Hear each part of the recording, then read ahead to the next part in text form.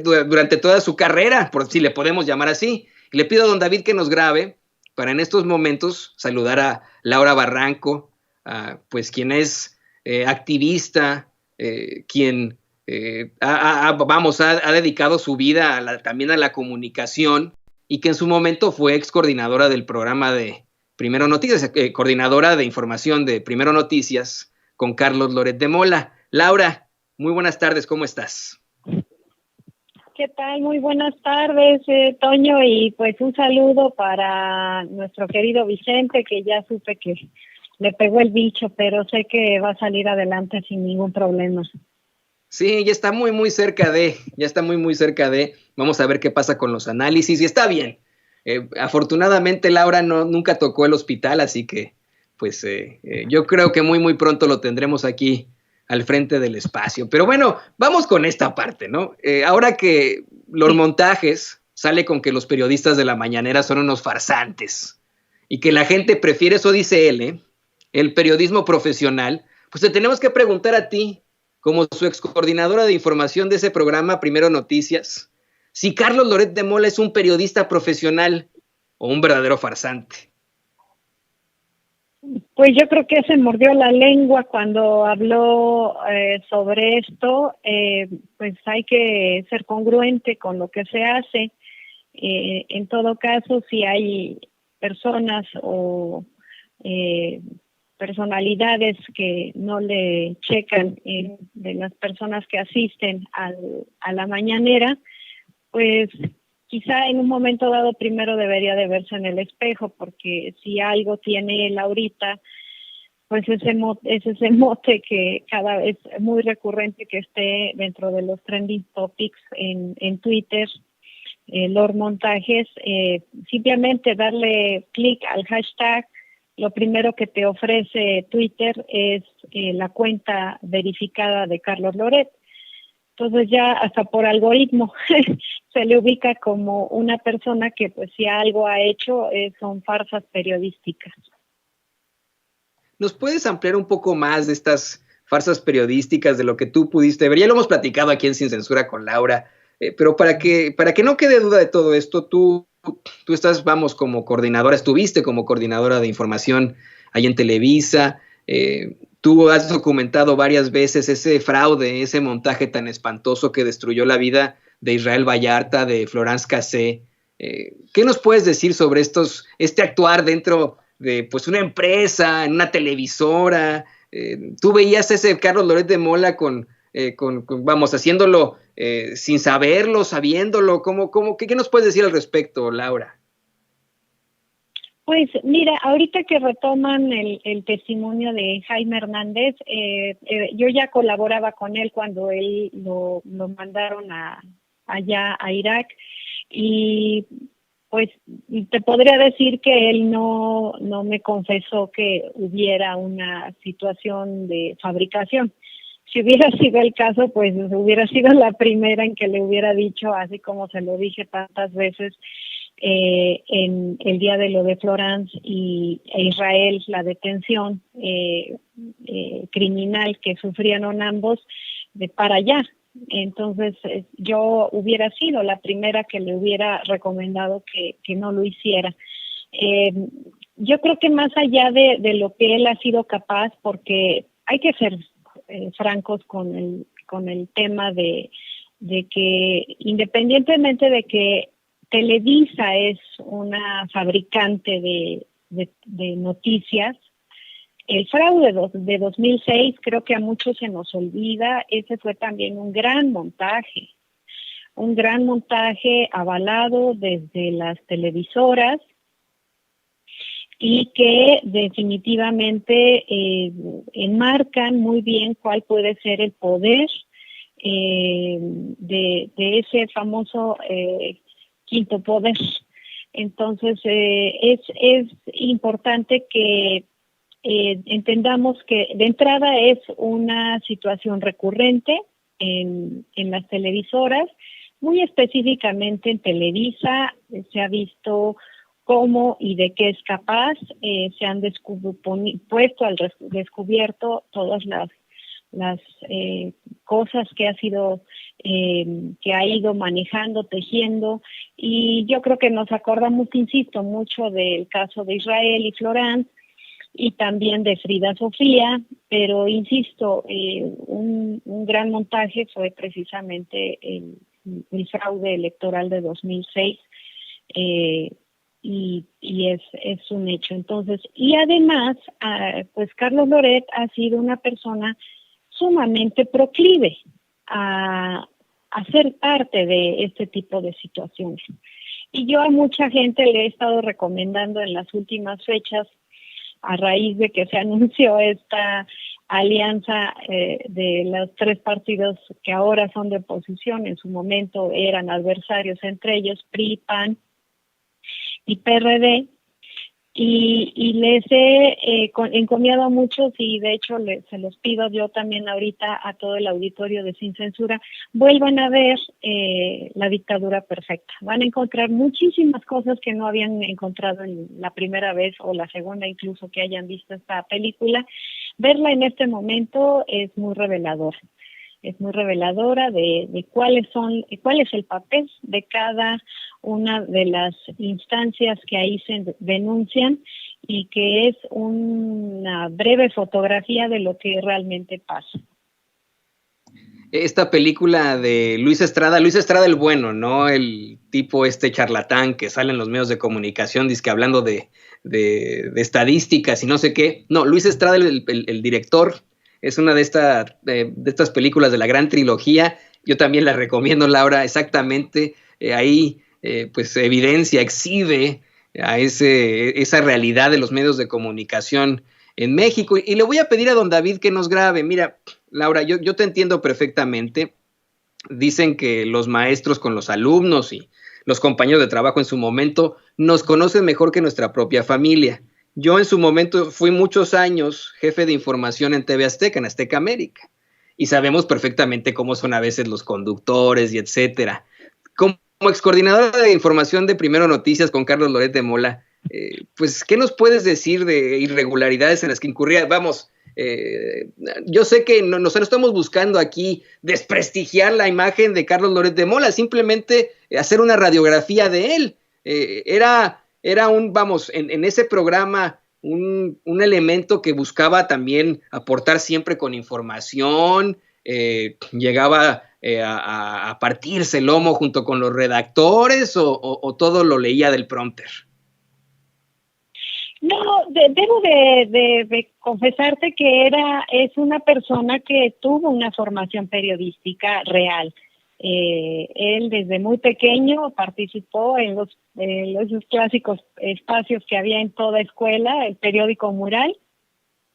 En su adolescencia, pues uno de sus pasatiempos preferidos era jugar, hacer un noticiero con amigos.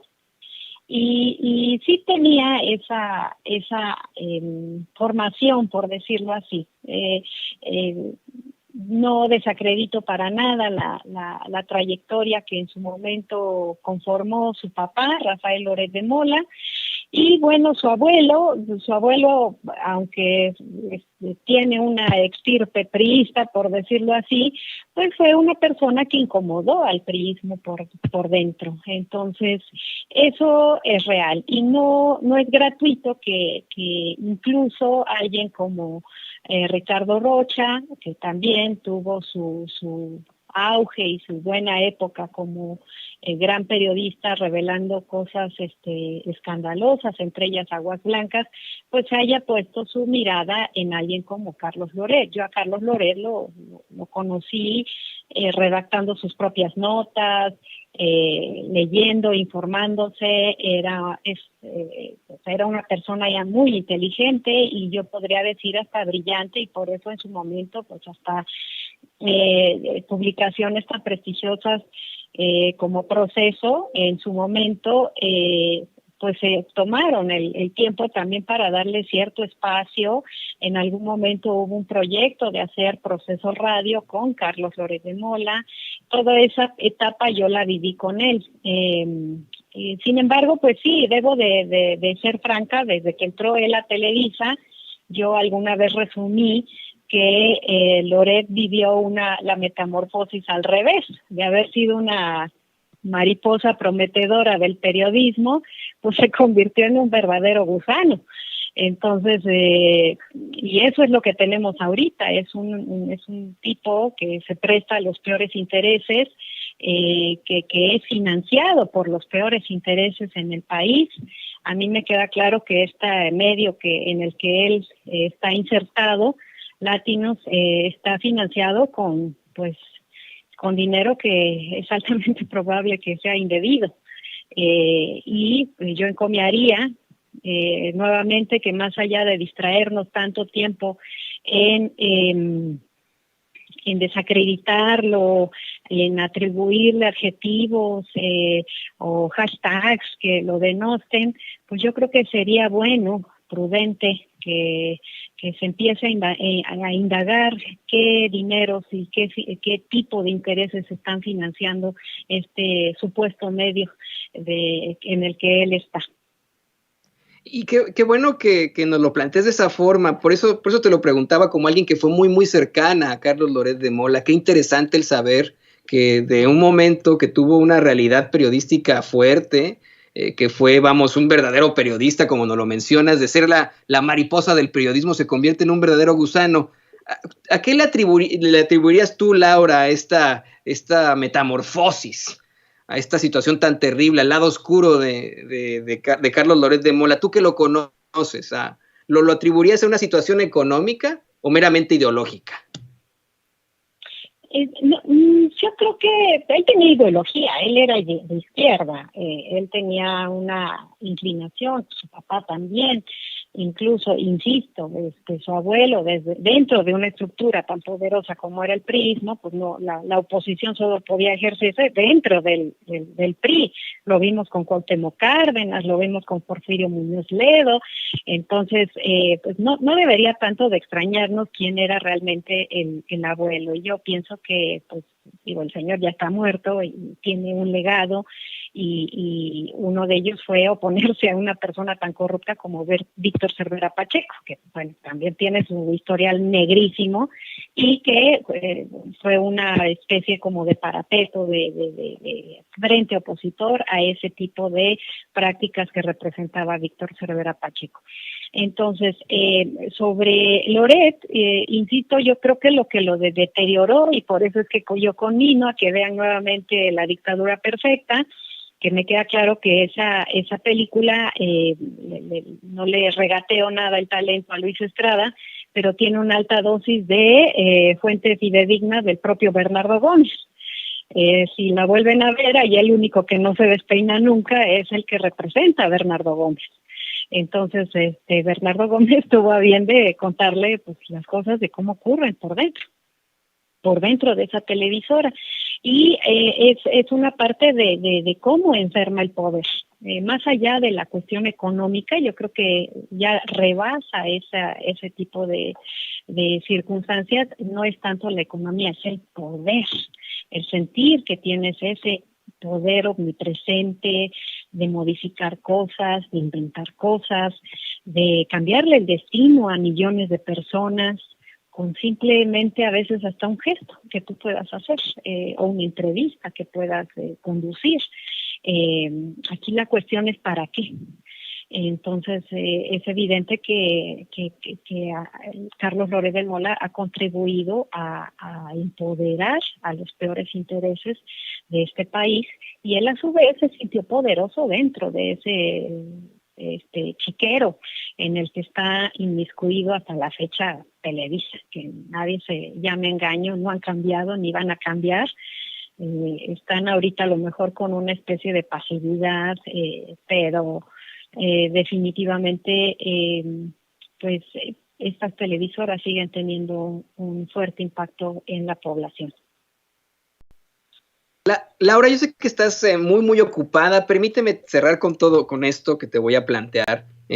Puedo entender perfectamente que Loret de Mola haya tenido un inicio muy positivo dentro del periodismo, que haya tenido tal vez en algún momento una muy buena intención. Nos dices hace unos momentos que de ser una mariposa del periodismo se convierte en un verdadero gusano, algo que me llama mucho la atención. Pero la realidad es que muchas de sus acciones dentro de su carrera periodística, entre comillas, han causado situaciones terribles, han causado pues destrucción de vidas. Y bueno, tú también estás muy cercana al caso Vallarta. Te queremos preguntar en qué va ese caso Israel Vallarta, si tienes algún tipo de información sobre esto, y si algún día verdaderamente enfrentará las consecuencias Carlos Loret de Mola por esa vida que destruyó. Pues bueno, quisiera decir que ojalá hubiera sido nada más la de Israel. Han sido toda la familia de manera amplia. Como sabemos, pues además de Israel hay todavía 2 integrantes más de esta familia, los Vallarta, en este momento presos, al igual que Israel. 3 más fueron liberados y la circunstancia y el entorno de estas 6 personas pues también se fue destruido. Yo tengo contacto hasta estas fechas recientes con Florence Cassés y ella es algo que sigue sin poder superar y eso que ya lleva varios años libre. Sin embargo, pues el trauma que queda es irreparable. Yo creo que no hay forma de cómo recuperas todos esos años, ¿no? Si Florence no lo ha podido hacer y ya lleva varios años, afortunadamente en libertad, imagínate Israel. Simplemente hagamos un ejercicio. Todos y cada uno de los que están ahorita escuchándonos, que nos digan qué hacían hace 15 años. ¿Qué hacían hace 15 años? ¿Dónde estaban? Yo simplemente te puedo decir que ni hijas tenía, ¿no? Y ahora tengo a mis hijas. Entonces, sí ha sido una circunstancia muy complicada para toda la familia Vallarta. Sobre qué circunstancias pueda ocurrir con Loret en el futuro, una vez que Israel, que estoy segura que ya es próximo a que salga, sé que el gobierno del presidente Andrés Manuel López Obrador pues sí está realmente muy ocupado pues generando las circunstancias necesarias para su liberación.